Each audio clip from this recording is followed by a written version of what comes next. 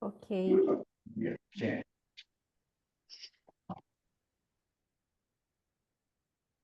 Pode ler, Claudinha. Pode começar? Ok. Então, nossa leitura de hoje é Apocalipse 21, do versículo 1 ao 9. A Nova Jerusalém. Então vi um novo céu e uma nova terra, pois o primeiro céu e a primeira terra já não existiam, e o mar também não mais existia.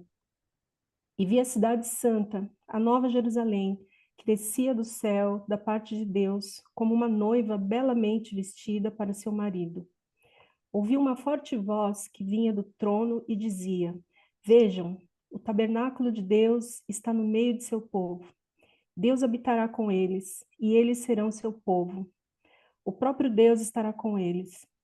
Ele lhes enxugará dos olhos toda lágrima, e não haverá mais morte, nem tristeza, nem choro, nem dor. Todas essas coisas passaram para sempre. E aquele que estava sentado no trono disse: Vejam, faço novas todas as coisas. Em seguida disse: Escreva isto, pois o que lhe digo é digno de confiança e verdadeiro. E disse ainda: Está determinado. Eu sou o Alfa e o Ômega, o princípio e o fim. A quem tiver sede, darei de beber gratuitamente das fontes da água da vida. O vitorioso herdará todas essas bênçãos, e eu serei seu Deus, e ele será meu filho. Mas os covardes, os incrédulos, os corruptos, os assassinos, os sexualmente impuros, os que praticam feitiçaria, os adoradores de ídolos e todos os mentirosos estão destinados ao lago de fogo que arde com enxofre. Esta é a segunda morte. Então, um dos 7 anjos que seguravam as 7 taças com as últimas 7 pragas se aproximou e me disse: Venha comigo, e eu lhe mostrarei a noiva, a esposa do Cordeiro. Amém. Uau! Amém. Ah, ainda bem que a gente chegou nesse, né? Aleluia. Aleluia. Que Começou, mas caminhada. chegou.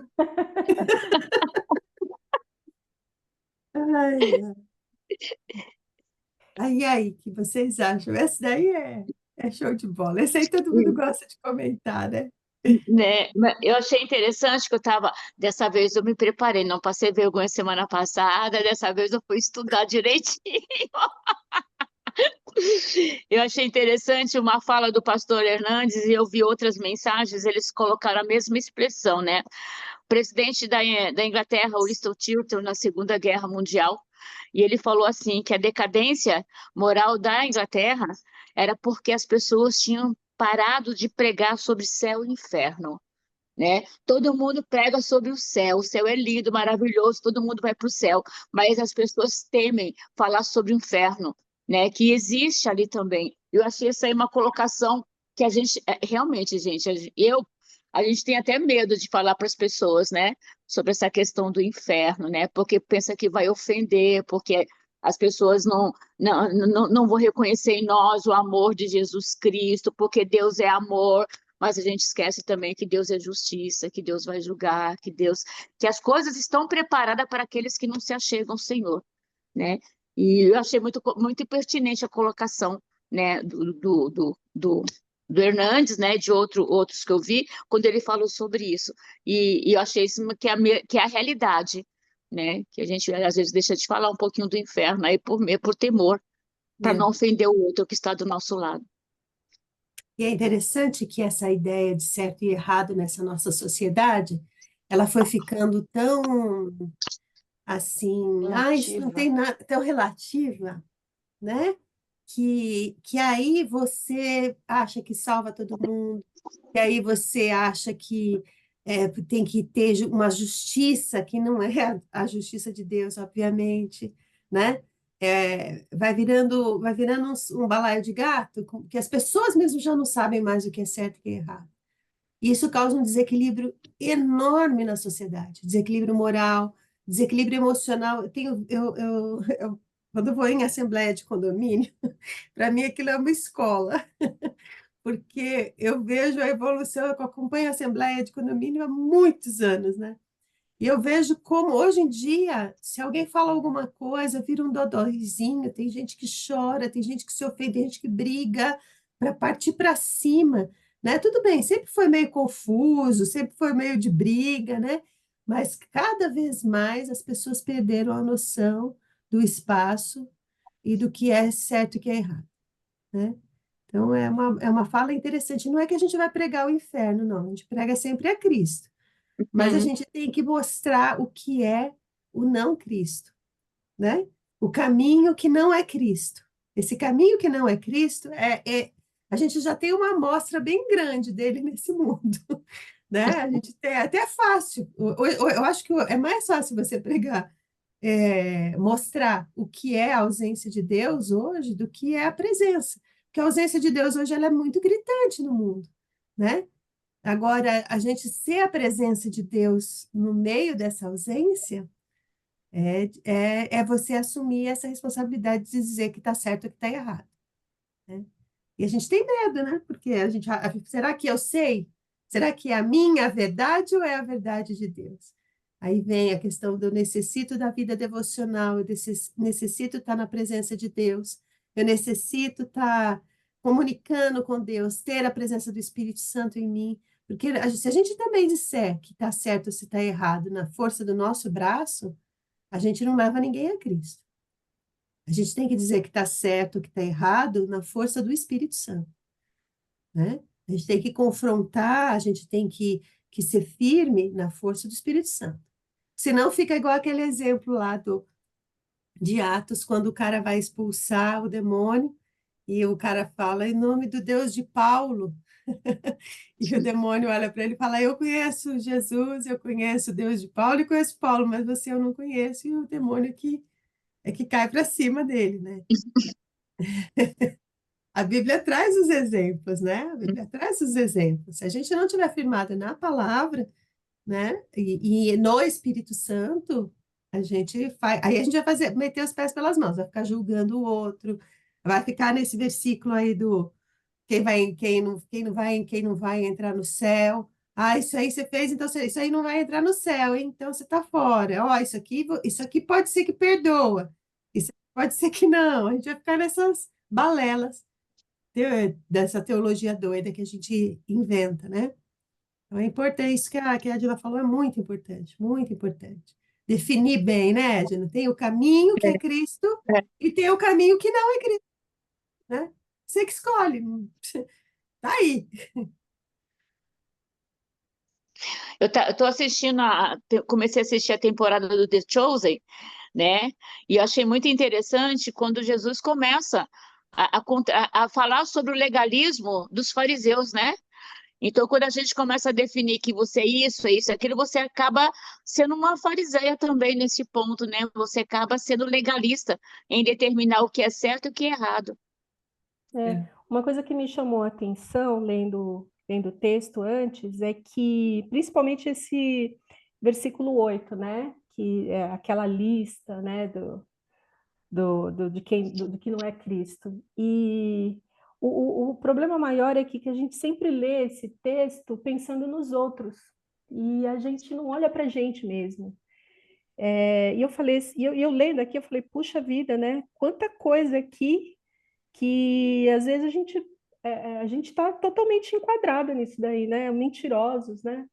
Mentirosos, adoradores de ídolos, né? Então, assim, em quantos momentos a gente se vê, né? Adorando coisas que não são o Senhor. E passa desapercebido, né? Porque a gente está tão envolvido no mundo, na cultura, não porque isso é normal, tá? E vai passando, e vai passando. Então, eu acho que a gente tem que olhar, se cada um realmente olhar para si, separando aquilo que é Cristo e que não é Cristo, automaticamente ele não vai estar julgando o outro, né? Isso vai funcionar de uma forma que a gente vai ficar tão consciente de que, tipo, quem sou eu para estar julgando o outro, né? A gente precisa realmente observar mais onde a gente escorrega. E é tanta coisa. É tanta coisa. Já que você Glória a chegaram Deus aí, Claudinha, porque assim, lendo a Bíblia, e aí quem prega, ou quem está evangelizando, ou quem está andando com alguém, quando você lê a Bíblia, você fala, é para mim. Primeiro é para mim. É pra mim. Tudo isso aí que estão falando, sou eu. Tudo isso que a Bíblia escreveu aí, ele está falando é de mim. E aí eu acho, porque quando você, né, se coloca nesse lugar aí, foi por minha causa. Jesus morreu por todos? Não, Jesus morreu por mim. Claro que ele morreu por todos. Mas ele tem que. Primeiro, ele morreu por mim. Porque olha onde eu estava, olha quem eu era. Né? Aí depois eu olho para o outro com amor, porque ele é igualzinho eu. Exatamente. Eu consigo usar de misericórdia quando eu me dou conta de que eu sou muito pior do que o irmão que está do meu lado. Então, assim, que moral eu tenho para estar apontando o dedo para ele? Então, isso muda totalmente a minha posição. Então, a gente desce os degraus, né? Porque a gente tem aquela mania de se colocar acima de todo mundo, achando que as minhas obras são melhores e, enfim, que eu sou melhor e que eu não fiz aquilo que o outro fez, mas eu fiz outras coisas que são tão ruins quanto. E, e aí, quando você olha e você vai descendo, descendo, e você vê que está todo mundo ali igual, então eu uso de misericórdia, né? Eu tive uma situação prática esses dias, né, em família, que eu tive que tomar uma decisão de misericórdia mesmo, né? A outra pessoa estava numa condição terrível, mas eu tinha que fazer uma atitude para ajudá-la. E a minha primeira ideia era falar, não, não vou fazer. Mas aí o Senhor me lembrou de uma situação anterior e que eu estava naquela mesma situação e usaram de misericórdia para comigo. Mas foi tão nítido Jesus falando, então, lembra que você teve nessa posição e foi usado de misericórdia para com você? É mesmo. E aí eu me senti uma vergonha tão grande, que eu falei assim, é mesmo, Senhor. Perdão, muda totalmente o sentimento, a atitude, e aí você age da forma correta, mas com consciência, com convicção pelo Senhor, porque você é tão dependente quanto o teu irmão que está do teu lado, né? Então muda, e os resultados e os relacionamentos vão sendo restaurados dessa forma, né? Eu preciso entender que eu não sou ninguém, eu dependo do Senhor, e o mínimo que eu posso fazer é exercer da misericórdia que Ele exerce para comigo. Amém. Miserável homem que sou, quem me livrará? Aí, já que vocês chegaram nesse versículo, embora todo o resto do capítulo seja tão lindo, mas a gente focou nesse. A gente focou A nele. gente volta depois. Mas uma coisa que eu pensei muito quando eu li esse versículo a primeira vez, com os olhos abertos, foi que aqui essa lista de pecados, ela engloba todos os nossos pecados, entre aspas, assim, todas as nossas tendências. E que por nós, assim, todos nós estaríamos sendo olhados com esses olhos aqui. Por isso, o que esse versículo está fazendo no meio de um texto tão lindo, de tanta esperança? O que esse versículo está fazendo aqui? Ele está excluindo?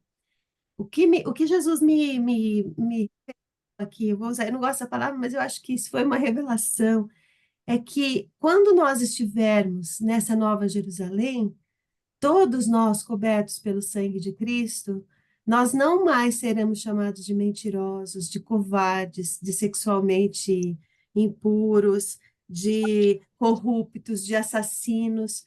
Por quê? Porque é o sangue de Cristo que nos cobre. Agora, aqueles que não têm o sangue de Cristo cobrindo, eles serão chamados. Então, aqueles que não se cobriram, não se vestiram com as vestes do Cordeiro, eles serão chamados disso aqui, né? Porque, na verdade, todas nós aqui, quantas vezes nós somos incrédulas, nós falamos que entregamos para Deus e nós não entregamos. Quantas vezes nós somos covardes, nós deixamos de tomar uma atitude que a gente deveria tomar, e a gente não toma e a gente volta atrás, né? Porque eu vejo muita gente gostando de falar aqui dos corruptos, dos assassinos e dos sexualmente impuros, porque parece que isso aí eu não sou. O que também é mentira, porque eu também sou corrupta nas minhas pequenas coisas de corrupção, eu também sou assassina quando mato meu irmão, como Jesus disse lá, uma palavra, que a nossa lei deveria ceder muito mais do que a lei dos fariseus, né? E também sou sexualmente impura. Quantas vezes a gente pensa alguma coisa que não deveria, a gente sabe disso. Mas eu gosto de pegar esses daí e colocar o dedinho e falar, você não, né? Aqui não está falando dos excluídos, aqui está falando que todos somos, mas fomos a noiva escolhida. Tanto é interessante que a passagem, esse versículo parece que ele está desconectado de todo o texto. Vocês repararam isso? Todo o texto fala de uma nova Jerusalém, muito bonita, bababá, bababá. Depois vem esse versículo no meio, e depois o último versículo fala que ele venha comigo que eu lhe mostrarei a noiva. Né? A impressão que dá nesse versículo aí no meio é que, será que João não errou, né? Porque já estamos na Nova Jerusalém, já estamos, né? Já não tem mais lágrimas, já não tem mais nada. O que esse versículo está fazendo aí no meio? Esse versículo justamente está aí no meio porque todos nós estamos nessa lista, mas a diferença da noiva é o sangue de Cristo sobre nós. Essa é a diferença da noiva, né? Não é que nós vamos lançar no inferno do enxofre aqueles que são diferentes de nós, não. Todos nós merecíamos esse lago de enxofre, mas o sangue do Cordeiro purifica e transforma o que era impuro em pureza, né? O que era o que não merecia nada, a graça do Senhor lhes dá tudo, né? Então, essa colocação aí no meio, ela tem muito mais esperança do que condenação. E é uma pena quando a gente usa esse versículo para condenar o irmão, ao invés de trazer esperança. Isso significa que a gente não vai falar de céu e de inferno? Não, não significa isso. Significa que a gente vai falar que todos nós merecíamos o inferno. Todos nós. Nós estamos igual nisso. Mas a minha escolha, minha única escolha é Cristo. Essa semana eu recebi uma reflexão de uma moça que eu estou caminhando com ela e eu achei tão bacaninha, assim, simples, mas muito bem construída. Ela falou assim, é interessante que ela está lendo Gênesis, é interessante que lá no início de Gênesis todo mundo caiu e depois, quando começa a recompor uma nova sociedade ali, né? Deus fala que se arrependeu de ter criado o homem, porque era mais pecado ainda, mais coisas perdidas. Ela falou assim, e aí, quando veio Jesus, foi o momento, o único momento que a gente teve escolha, né? Eu falei, ai, Jesus, ela entendeu. É isso, é isso. É a sociedade de Adão, depois da queda, a sociedade de Caim, a sociedade de Noé, a sociedade de Jacó, não é diferente da nossa sociedade, né? Não é diferente da nossa sociedade. Ele, como diria o autor de Hebreus, eles viveram na esperança do Messias que viria. E nós vivemos, né, na certeza Que ele já do veio. Messias que veio e voltará, né? Amém. Então, Amém. esse versículo não está aí por um acaso, sabe? Mas está aí para mostrar a dimensão de que nesse céu, desse novo céu, nessa nova Jerusalém, não vai haver mais pranto, não vai haver mais choro, não vai haver mais todas essas coisas ruins e vão haver coisas boas, porque o sangue do Cordeiro nos cobre, né? E lá nós não seremos mais a Edith mentirosa, não seremos mais a Edith covarde, não seremos mais a Edith, que mais que tem aí, incrédula, porque já não haverá mais isso aí se passou. Ali não habitará essa Edith, graças a Deus. Vai habitar a Edith lavada pelo sangue do Cordeiro, né? A Angélica, linda, lavada pelo sangue do Cordeiro, a Jane, a Edna, Elô, Claudinha, né? A Rose, a Esther, linda, lavada no sangue do Cordeiro, a Odília, a Fabi, a Císera, a Cida, a Adriana, cada uma de nós, né? Que éramos mentirosas, covardes, incrédulas, quantas vezes incrédulas, né? Edith, aí eu acho que entra a nossa conversa da semana passada também, né? É aí que a gente tem que focar no hoje, no que a gente está vivendo aqui na prática, né? A gente está estudando na Igreja do Sermão do Monte desde agosto. Agora que a gente está chegando nos pássaros e nos lírios do campo. Já passamos, né? A cada semana um pregador, os pregadores estão trazendo. Então, se a gente não tiver essa vida prática, né, da bem-aventurança, do Sermão do Monte, como uma prática de vida, uma raiz do discípulo, eu vou ficar preocupado mesmo. Se eu vou estar lá, se vou para onde eu vou, né? Que a gente conversou isso semana passada, como vai ser, se é antes do milênio, se é depois, se é, né? Mas eu tenho que focar no que eu estou vivendo aqui hoje, né? No perdão que eu tenho que pedir para Deus hoje, quando eu minto, quando eu peco contra o irmão, quando eu ofendo meu irmão, quando eu penso impuramente, para que quando tudo isso acontecer, o sangue de Jesus que me lava e me limpa, mas que eu possa estar ali junto como a noiva do Cordeiro. Só que eu só vou viver isso se eu tiver essa convicção de que isso aqui existe, Amém. né? E que ele é galardoador dos que nele confiam e esperam. Então, cada vez mais eu penso que esse excesso de ansiedade na vida é porque as pessoas ficam pensando no ontem e ficam preocupadas com amanhã, até em relação à palavra aqui, ao Apocalipse, ao fim do mundo, né? Israel está lá, está aqui, é o palestino, é não sei o quê, só que não vive hoje. E aí ele perde hoje, porque nós temos que viver hoje, né, Elô? Curtir nossos nenezinhos assim, apertar, amassar, pensar, profetizar, abençoar sobre a vida deles, porque eu não sei se eu vou ter amanhã. Eu não sei. Então, eu tenho que viver hoje como se fosse o último dia. Se eu fosse hoje, eu estaria como a noiva, lavada pelo sangue do Cordeiro. Essa convicção, eu acho que às vezes falta no nosso mundo cristão. E aí as pessoas ou vivem de teoria, ou vivem só de alucinações evangélicas, sabe? Profecias, palavras, ou então excesso de cabeção, que a gente está lotado de excesso de cabeção. Mas você juntar as coisas numa prática diária, eu acho que é o maior desafio que nós temos para viver. Como Marias no mundo de Marta, como a gente começou, como a gente começou lá no nosso bate-papo antes de gravar isso aqui. É isso, é exatamente isso, exatamente isso. Isso aí tem muito a ver com o que a Cláudia disse, por exemplo, de que quando no hoje sou eu que tenho que usar de misericórdia, eu trago à memória quando eu fui perdoado, quando a misericórdia me alcançou. Então eu sou capaz de usar de misericórdia no hoje, né? Analisar o versículo lá que é repetido, que eu já disse para vocês algumas vezes: se hoje ouvires a minha voz, obedeceres os meus mandamentos, entrará no meu descanso. O descanso do Senhor é sempre hoje, porque o dia do Senhor é hoje, né? O dia do Senhor é hoje. Quando fala lá, o Deus de Abraão, de Isaac, de Jacó, Deus não é Deus de morto, Deus é Deus dos vivos.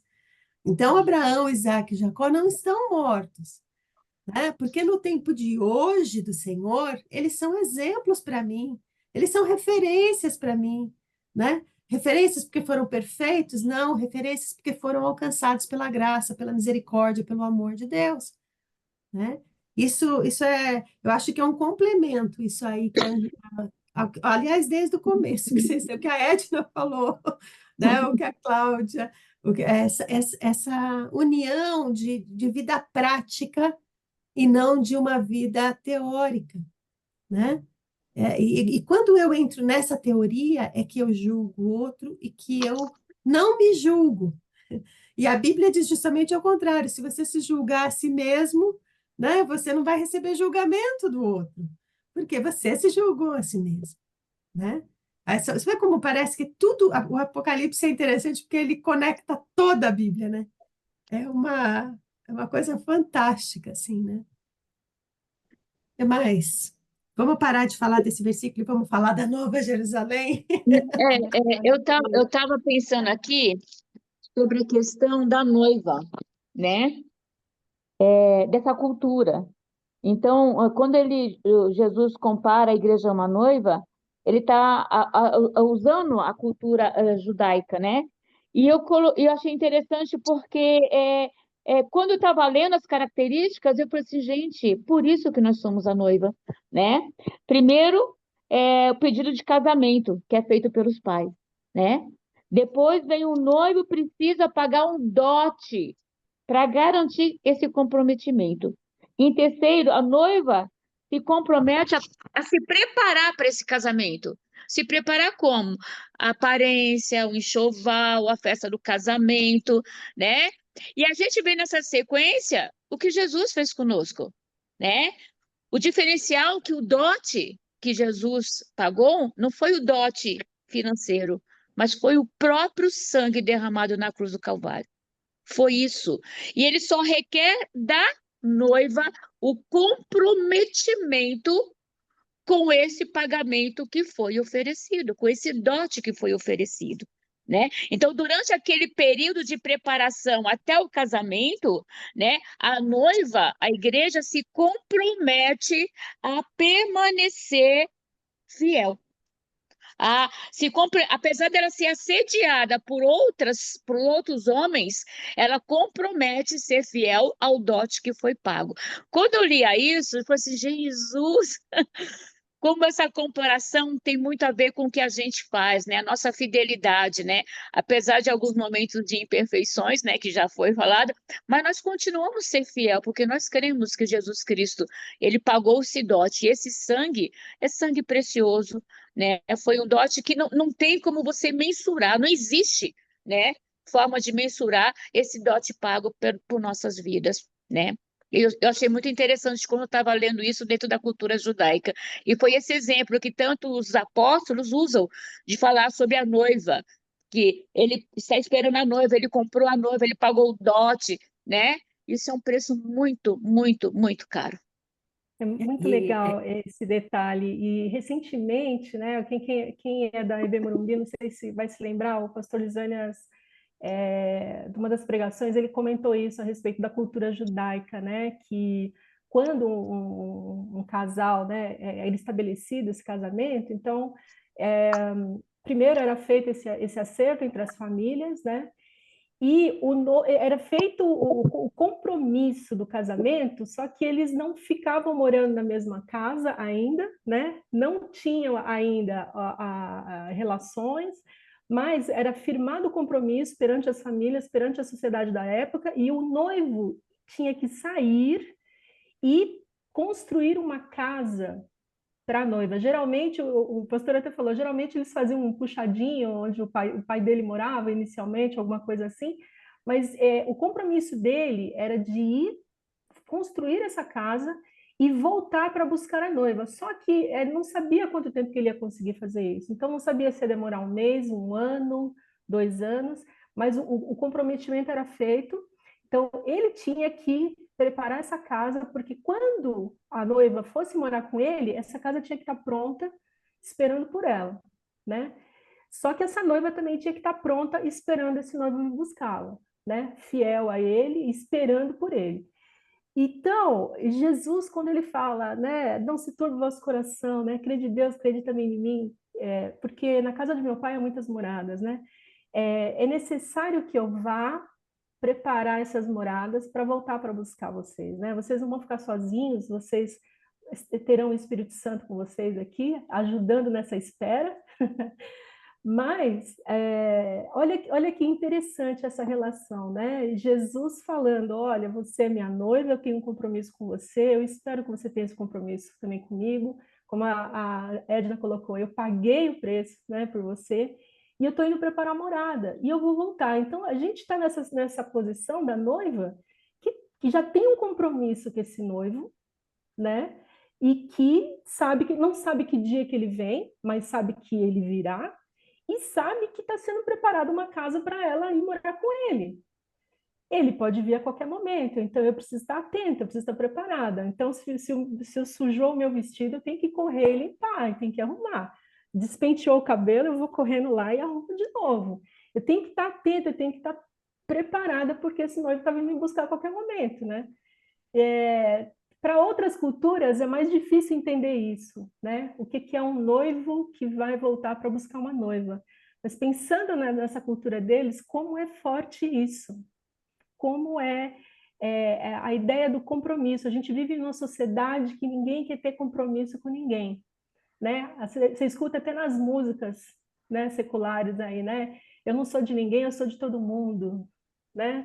E a Bíblia diz completamente diferente disso, né? E ser contra a cultura é nessas pequenas coisas que a gente precisa prestar atenção. Não, eu tenho um compromisso, sim, eu tenho um compromisso com esse Deus. Eu acredito que ele vai vir me buscar. Eu acredito.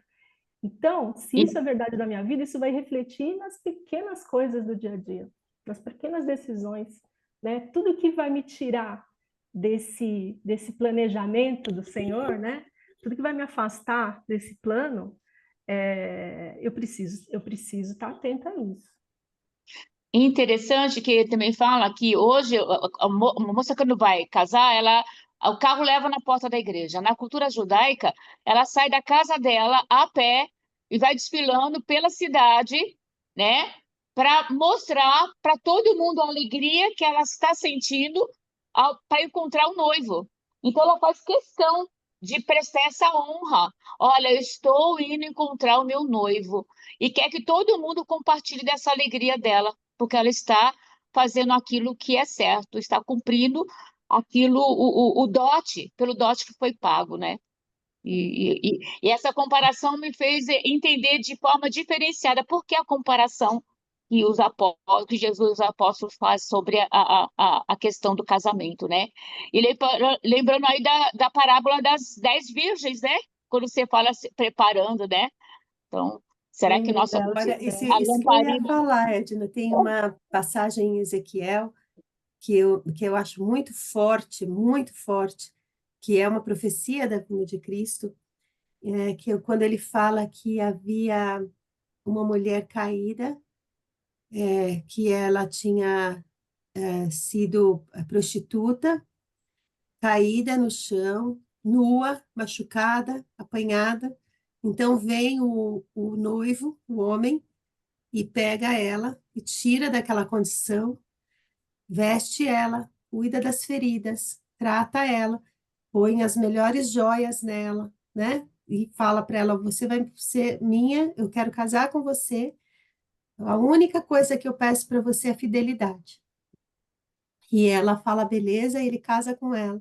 Passado um tempo, ela piora a situação, porque ela começa a pagar do dinheiro dele, ela começa a pagar porque outros homens, para ter relação com outros homens, então a situação fica pior, porque no começo ela recebia, pelo menos, para ter as relações, depois ela usa do dinheiro do próprio marido para pagar, e aí ela vai e ele fala: bom, se você não tem fidelidade, não dá para ficar, e se afasta, e depois passa um tempo, ele encontra ela ferida, nua, caída, e aí a gente olha e fala assim: bom, agora ele vai falar. Eu te falei, eu te dei tudo, agora, né? Você que se cuide. Ele fala que ele pega ela, cuida dela, limpa, tira as feridas, né? E leva, fala: olha, você quer reatar o casamento? Vamos reatar o casamento. A única coisa que eu peço para você é fidelidade, né? E Ezequiel fala que esse é o povo de Deus. Porque às vezes a gente fala: ai, a noiva de Cristo. Parece que a noiva de Cristo é o símbolo da pureza, né? Maria é o símbolo da pureza, né? Mas a noiva de Cristo, o preço que Cristo pagou foi por essa caída, né? Uhum. E, Lembra e Oséias também, né, Edith? Oséias, profeta a mulher Oséias, que se casa, né? viveu na Os filhos. pele nisso, né? É. Então, assim, interessante essa questão. Mas nós realmente não vamos falar nada da Nova Jerusalém, do novo céu e da nova terra. Eu eu estava tão animada para chegar nesse capítulo. Aonde, oh, gente, que lugar lindo é esse? Aonde eu acho lindo esse versículo. Então vi um novo céu e uma nova terra, pois o primeiro céu e a primeira terra já não existem mais. O mar, ou seja, tudo que separava os homens, todo o poder das nações, né? Tudo que separa os homens, o mar também não existia. Eu vi a cidade santa, Nova Jerusalém, que descia do céu, da parte de Deus, como uma noiva belamente vestida para o seu marido. Olha da onde vem a noiva. Aonde vem aí a noiva? Do céu, né? Da parte de Do Deus. Da céu, parte de Deus, do do céu. céu. É lá, nesse espaço, né, que a gente se trata, que a gente se purifica, que a gente entra como Esther lá para os banhos, para os banhos de creme, para preparar para o noivo. É lá no céu, é nesse espaço de oração, né?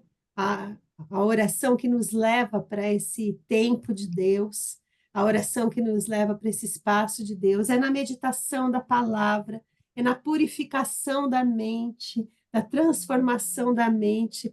Essa noiva aqui da terra, vamos dizer, ela fica aqui assim na terra, mas essa que foi preparada por Deus, diante da sua presença, ela vem, né? Então, nós precisamos estar neste lugar, né? Nós precisamos estar já vivendo nesse espaço do céu, para que a gente desça de lá, né?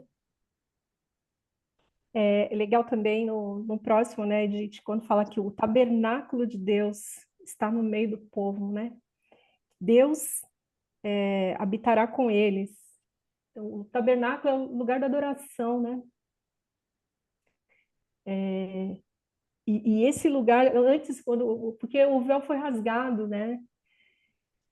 O véu foi rasgado, então aquele lugar de adoração que não era todo mundo que podia ter acesso, né? Agora teremos, todos Amém. teremos, todos temos hoje, né?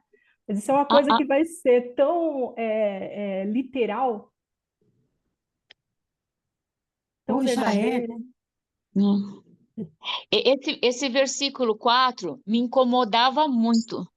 Se a gente está lá na Nova Jerusalém, no céu, e ele lhes enxugará dos olhos toda lágrima. Por que estamos chorando?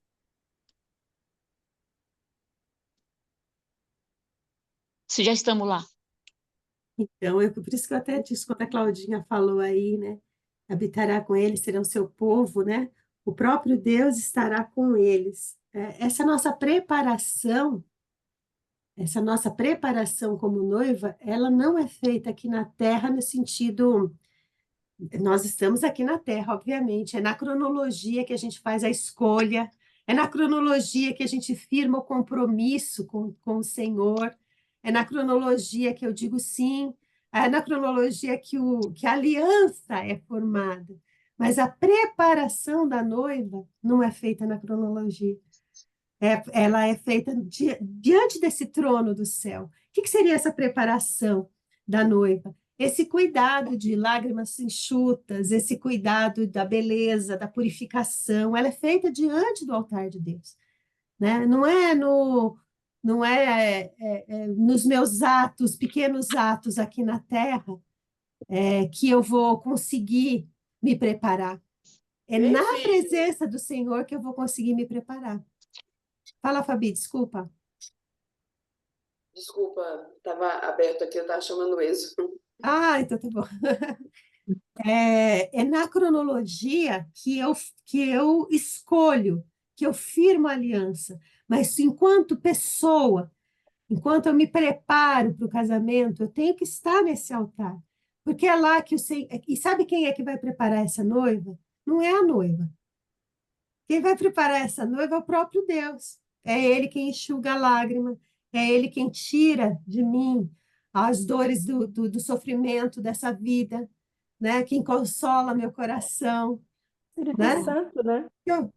Porque eu não vou chegar na presença do Senhor purificada se Ele não me purificar. Eu não vou chegar na presença do Senhor curada se Ele não me curar, né?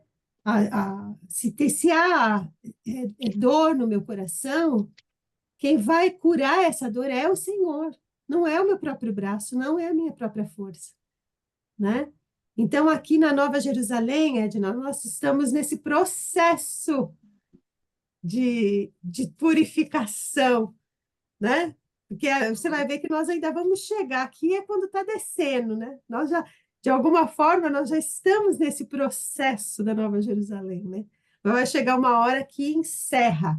Quando ele fala, eu acho até bonitinho que ele fala assim, e todas essas coisas passaram para sempre. A Nova Jerusalém, no Aleluia. final, quando Cristo voltar e o casamento for efetivado, aí passou para sempre. Aí não tem mais, né? Amém. Amém. Amém. Encontro também com a profecia que vocês acabaram de citar, né?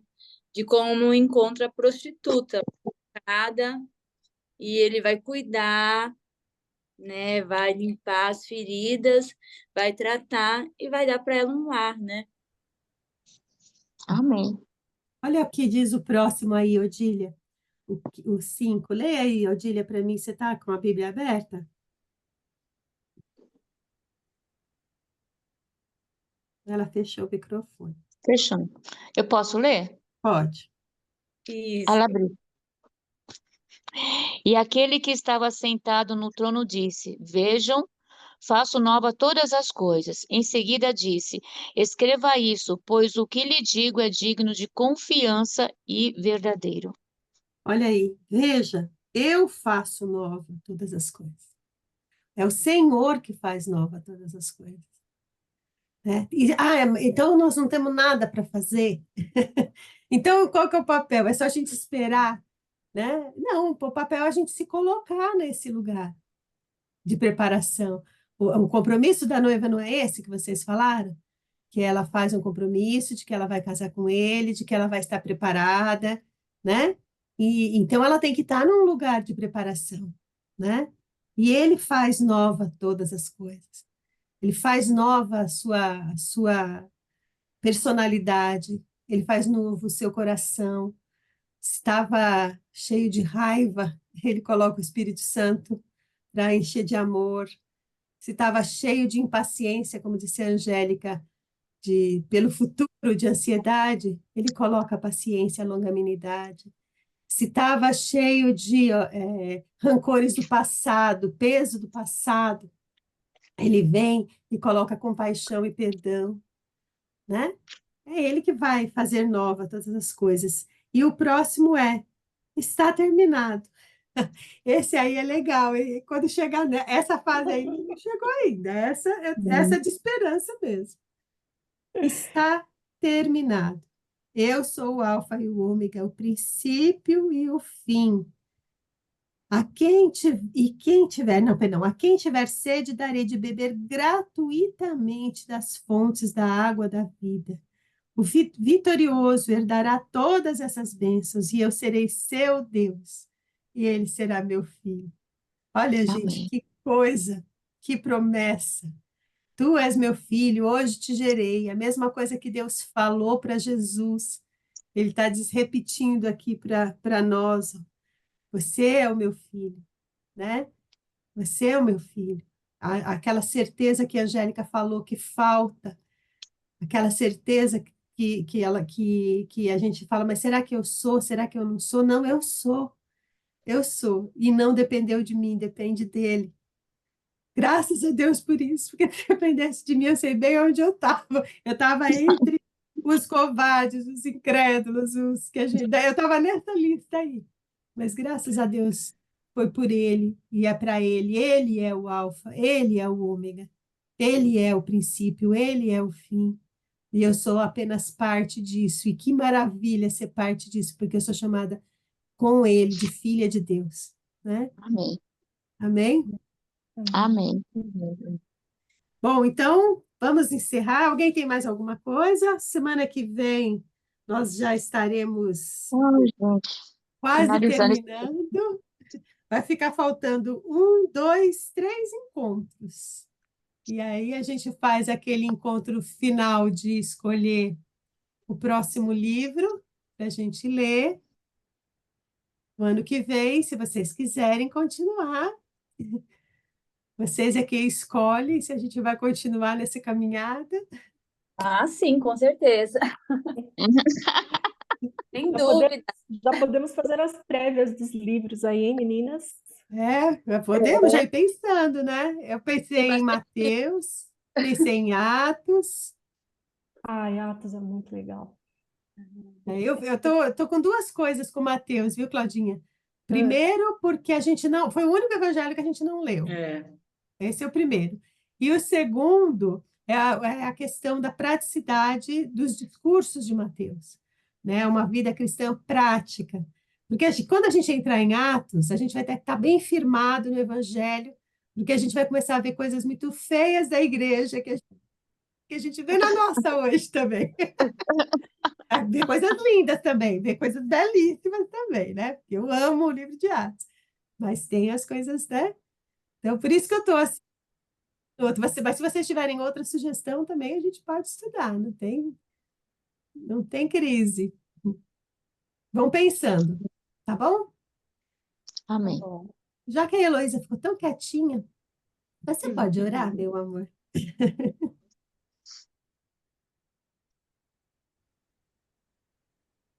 Fechou. Abre o som. Isso. Abre.